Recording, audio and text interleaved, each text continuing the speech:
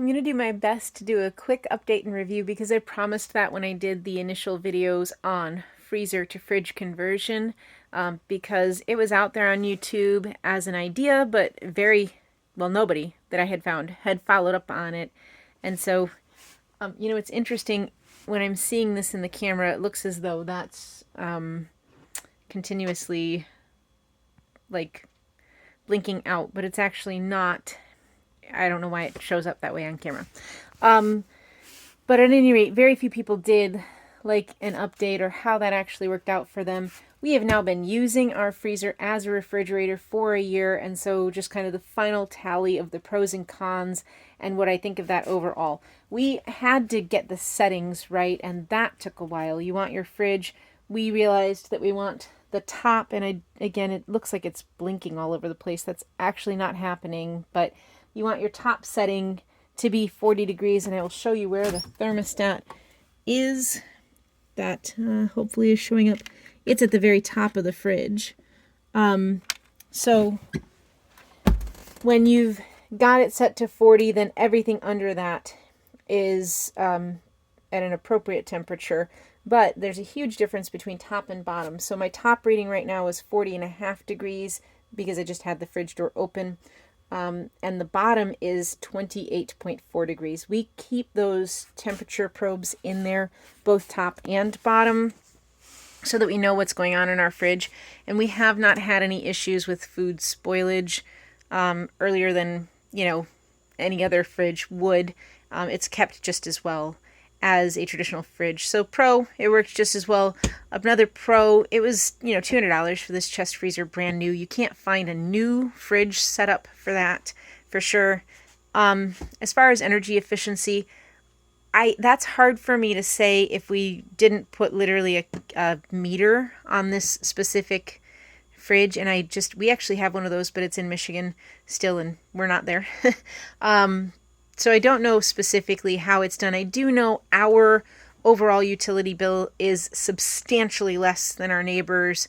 But then again, we also have a fairly simple setup in our house. But drawback, that huge temperature difference means that the bottom of your fridge is frozen. So especially for things like greens and other delicate things that, get damaged easily by frost, those need to be at the very top of your refrigerator.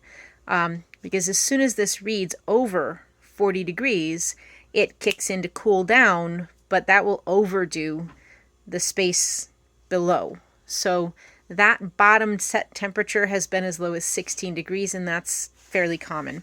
As such, your bottom is like the bottom of your fridge is essentially a freezer, but not quite at 0 degrees, which is where your freezer should be. So it keeps things semi-frozen, and I consider that a huge con. The bottom of our refrigerator is where we keep condiments and, say, packs of applesauce and, grab-and-go snacks and that kind of thing that, they're not going to be destroyed by freezing. But that's a nuisance. It means the entire bottom of half of this is not anywhere near the temperature set that you want it to be. And we did talk about doing fans, and we realized we'd probably have to drill some holes in the refrigerator itself, or, we have to at least mount those. We just never got around to doing that. Perhaps if somebody did that, the fans at the bottom pushing up, because there are holes in each of the recycling bins that we use in here. So there's 4 recycling bins, which we can grab and take out and then sort through those individually. That's a great theory. I'll be honest with you, it doesn't work out in practice, but that's what's in here. And so essentially the bottom of this is more or less useless to us. If it goes down there, because the top gets full, because these things can't take frost. If your mushrooms get frozen, they're destroyed. If your sourdough starter gets frozen, it's destroyed. Your milk texture would be permanently changed. There's enough things in a refrigerator that can't freeze that they all end up on top. And that means that only roughly half of this is actually useful space.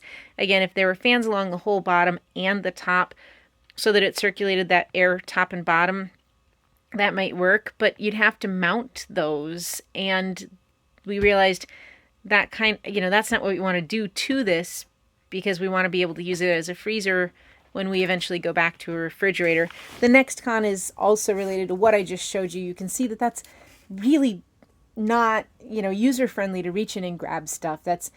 It's a pain in the neck. It's like keeping your food in a trunk.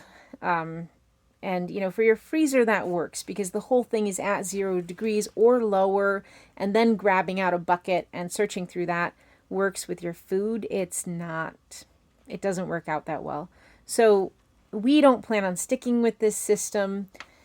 If you did want to make one permanently yours, then I would recommend you do fans, probably 3 top and 3 bottom. We do have holes dug, and we have PVC pipe in each of those recycling bins to keep one off the top of the other, but that also creates a space. You would need, like 4 or 6 inch PVC to give you spacers on the floor of the freezer, and then you could put fans down there that would push that cold air up. If you had that set and you added a sensor that automatically pushed that cold air up every time you opened the fridge door, that might make the entire fridge functional. But you would need to do that if you wanted this to be a long-term plan. And as I said, the amount of space, unfortunately, this is not, we'd have to add an extension, or, sorry, brain moment, power strip. Yes, thank you. You would need to add a power strip, at which point you could plug in, say, a sensor that knows when you open this door and automatically kicks on those fans. We've got other things. We're building a homestead here, and obviously we never planned on doing all of these individual components ourselves. We were planning to do our own general contracting. So that's why that didn't happen for us. If you go into it, if I knew those things before I had bought this freezer, I would have simply bought those items, a couple of computer fans, essentially, and put those in the bottom from word go, along with 6 inch PVC to give it just enough space for those fans to be and the air to circulate, at which point I think you might get use out of all 4 recycling bin containers. And I think it might be maybe a little bit more energy efficient, but I will tell you it's not as energy efficient as a lot of people seem to think it will be. Every time we open the door, the freezer kicks in because it gets too warm immediately. So know that. Another advantage, though, this, we're still building. Our countertops are not built. So it at least is a really nice countertop service. We both grab our food from here and prep our food here.